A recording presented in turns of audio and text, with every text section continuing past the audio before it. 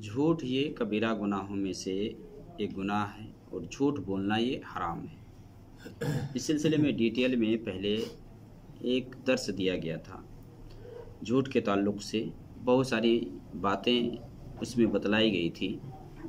تو جھوٹ چونکہ حرام ہے اور جھوٹ آدمی عام زندگی میں بھی عمومی گفتگو میں بھی جھوٹ سے پرہیز کرے گا، یہی اسلام کا حکم ہے۔ اور جھوٹ چاہے اللہ پر بولے چاہے رسول اللہ پر بولے، اللہ اور اس کے رسول کے اوپر جھوٹ بولنا تو یہ اور خطرناک ہے۔ اللہ رب العالمین نے فرمایا نا وَلَا تَقْفُ مَا لَيْسَ لَكَ بِهِ عِلْمٌ إِنَّ السَّمْعَ وَالْبَصَرَ وَالْفُؤَادَ كُلُّ أُولَئِكَ كَانَ عَنْهُ مَسْئُولًا کہ ایسی بات کے پیچھے مت پڑو کہ جس کے بارے میں تمہارے پاس علم نہ ہو، جس کے بارے میں تم نہیں جانتے ہو، تو ایسے سلسلے اس طرح کی چیزوں کے بارے میں گفتگو مت کرو یا اس کے پیچھے مت پڑو، اس لیے کہ کان، آنکھ، دل سب سے پوچھا جائے گا۔ ان السمع والبصر والفؤاد كل اولئک کان، اور نبی صلی اللہ علیہ وسلم نے فرمایا من کذب علی متعمدا فلیتبوأ مقعدہ من النار، جو میرے اوپر جان بوجھ کر کے جھوٹ بولتا ہے وہ اپنا ٹھکانہ جہنم بنا لے۔ تو اللہ اور اس کے رسول پر جھوٹ بولنا یہ بہت بڑا گناہ ہے۔ تو جھوٹ ہر لائن میں کہ اسے پرہیز کرنے کو آیا ہے، چاہے آپ بچوں سے گفتگو کر رہے ہوں، چاہے آپ بیوی سے گفتگو کر رہے ہوں، چاہے آپ کاروبار کرتے ہیں، وہاں بھی جھوٹ سے بچنے کو کہا ہے۔ مان لیں آپ سودا کرتے ہیں، سامان بیچتے ہیں، وہاں بھی آپ کو سچائی کا راستہ اپنانا ہے، سچائی کا اختیار کرنا ہے۔ اگر سچائی کو اختیار کر لیتے ہیں تو اسی میں سے، کیونکہ سچ بولنا، یہ سچ کیا ہے؟ سچ کیا ہے؟ یہ جنت کا راستہ دکھاتا ہے، نیکی کا راستہ دکھاتا ہے، یہ سچ بولنا۔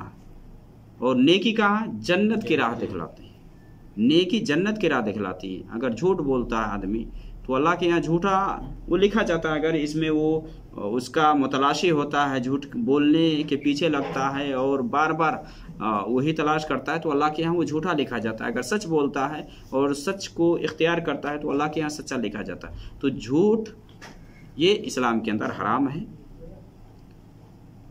3 مواقع ایسے ہیں کہ جہاں مصلحتاً جھوٹ بولنا جائز ہے، درست ہے۔ 3 مواقع پہ آپ جھوٹ بول سکتے ہیں، وہ بھی مصلحتاً، اور یہ جھوٹ نہیں کہلائے گا، اس کو جھوٹ نہیں کہا جائے گا۔ اسماء بنت یزید رضی اللہ تعالی عنہ بیان فرماتی ہیں نبی صلی اللہ علیہ وسلم نے فرمایا لا یحل الکذب الا فی ثلاث، کہ جھوٹ 3 جگہوں میں یہ حلال ہے، 3 جگہوں میں جھوٹ جائز ہے، یہ درست ہے، حلال ہے۔ یحدث الرجل امرأتہ لیرضیہا، پہلی جگہ یا پہلا جو مقام ہے، جو موقع ہے، وہ ہے کہ ایک آدمی اپنی بیوی کو راضی کرنے کے لیے جھوٹ بولتا ہے، بیوی کو راضی کرنے کے لیے۔ بیوی ناراض ہے کسی وجہ سے شوہر سے، تو بیوی کو راضی کرنا مقصود ہے، اس ارادے سے کہ بیوی راضی ہو جائے تو گھر سنور جائے اور زندگی اچھی ہو۔ تو یہاں اسلام نے کہا کہ آدمی بیوی کو راضی کرنے کے لیے وہاں جھوٹ بول سکتا ہے، یہ پہلی جگہ ہے۔ اور دوسری جگہ ہے کہ آپ نے فرمایا کہ والکذب فی الحرب، جنگ میں جھوٹ بولا جا سکتا ہے، کیونکہ جنگ میں اصل ہوتا ہے کہ جو مخالفین ہیں، جو کفار ہیں، ان سے جب لڑنے کے لیے آدمی جاتا ہے تو ظاہر سی بات ہے کہ اسے چھپانا ہوتا ہے، بہت ساری باتیں چھپانا ہوتا ہے۔ تو نکلنے کے بارے میں یہ پھیلانا، اب نکلنا مان لے کہ پچھم میں ہے، پھیلاتے کہاں ہے کہ ہم پورب میں نکلیں گے یا کسی اور جہہ میں نکلیں گے، تو یہ جائز ہے، اس کو توریہ کہا جاتا ہے۔ مصلحتاً آدمی جھوٹ بول سکتا ہے یہاں، تاکہ سامنے والے کو اصل حقیقت کے بارے میں خبر نہ ملے کہ ہم کدھر سے نکلیں گے، ہمارے نکلنے کا راستہ کیا ہوگا۔ تو یہ بھی آپ صلی اللہ علیہ وسلم نے فرمایا کہ جنگ میں جھوٹ بولا جا سکتا ہے۔ اور تیسری جگہ ہے کہ جہاں جھوٹ بولنے کے لیے کہا گیا ہے کہ ایک آدمی جھوٹ بولتا ہے تاکہ لوگوں کے درمیان اصلاح پیدا کرائیں، صلح کروائیں۔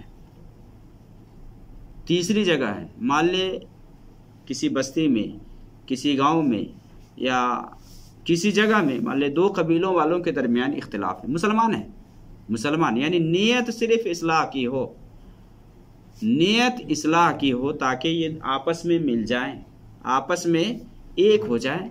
इस नीयत से एक आदमी बीच में आकर के झूठ बोलता है, दो कबीलों वालों के दरमियान या जिन लोगों के दरमियान में इख्तिलाफ है मिलाने के लिए वहाँ वो झूठ बोलता है ताकि दोनों आपस में मिल जाए, तो ये जायज़ है, जायज़ है। नीयत यहाँ क्या होनी चाहिए कि सब आपस में मिल जाए। अब यहाँ मिसाल के तौर पर मान लें कि दो कबीले वाले हैं, दोनों एक दूसरे के खिलाफ हैं, वो उसकी बात नहीं सुनना चाहते हैं, या एक उसको गाली देता है तो दूसरा इसको गाली देता है। अब दोनों में शदीद इख्तिलाफ है, दोनों आपस में मिल नहीं सकती, इख्तिलाफ और इंतशार इस तरह से है, तो एक तीसरा आदमी वहाँ जाता है ताकि ये दोनों आपस में मिल जाए, लड़ाई झगड़े ना हो और इस तरह से खून खराबा ना हो। वहाँ आकर के कहता है या जा कर के कि एक कबीला वाले के बारे में वो जिक्र करता है कि फ़लाँ कबीला वाले आप लोगों की तारीफ़ कर रहे थे, हालांकि वो जानता है कि मुखालिफ है, तारीफ़ नहीं बल्कि उसकी बुराई ढूंढता है, बुराई बयान करता है, लेकिन नीयत क्या है, इस्लाह की नीयत है कि मिल जाए। तो अब वहाँ जाकर के उसके बारे में बताता है कि फ़लाँ कबीला वाले या आपके जो मुखालिफ है वो आप लोगों की तारीफ़ कर रहे थे, या उस कबीले वाले की बात ला करके यहाँ उसके बारे में बयान करता है कि वो कबीला वाले आप लोगों की तारीफ़ कर रहे थे ताकि दोनों मिल जाए, तो ये जायज़ है। इसके अलावा और कहीं जायज़ नहीं है झूठ बोलना।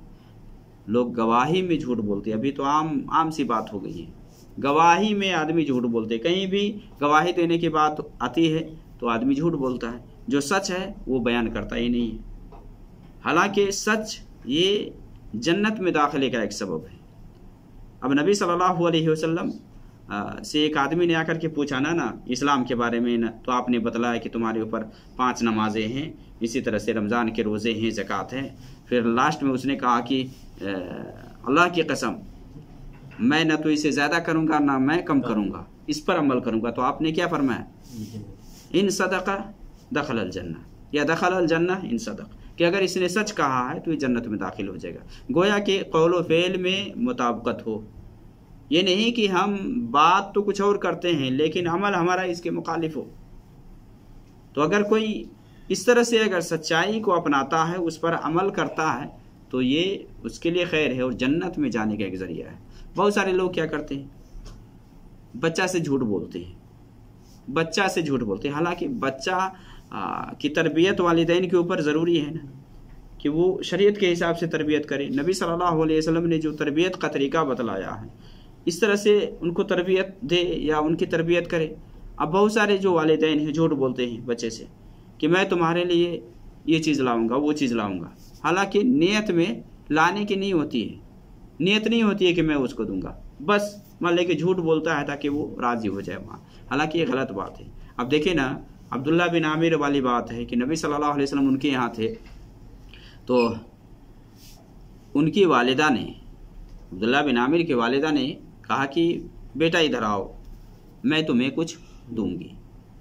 देने के लिए उसने बुलाया, तो नबी सल्लल्लाहु अलैहि वसल्लम ने उससे पूछा, उसकी माँ से पूछा कि तू क्या देने का इरादा रखती है, क्या देने की नीयत है, तुम क्या देना चाहती है, उसको बुलाई। तो उसकी माँ ने कहा कि मैं खजूर देने का इरादा रखती हूँ, खजूर दूंगी उसको। तो नबी सल्लल्लाहु अलैहि वसल्लम ने कहा कि अगर तुमने इससे वादा किया है, इसको बुलाया, अगर नहीं देती तो अल्लाह के यहाँ तुम झूठी लिखी जाती।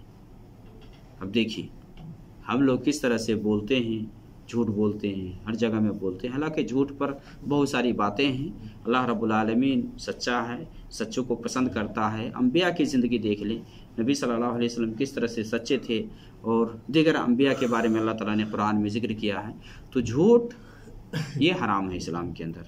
ये 3 मौक़े हैं कि जहाँ मसलहतन आदमी झूठ बोल सकता है, मसलहतन, ताकि एक शौहर अपनी बीवी को राज़ी करे या बीवी शौहर को राज़ी करे, या मान ले कि जंग की बात है वहाँ झूठ बोला जा सकता है, या लोगों के दरमियान इस्लाह कराने की अगर नियत हो तो वहाँ भी झूठ बोला जा सकता है।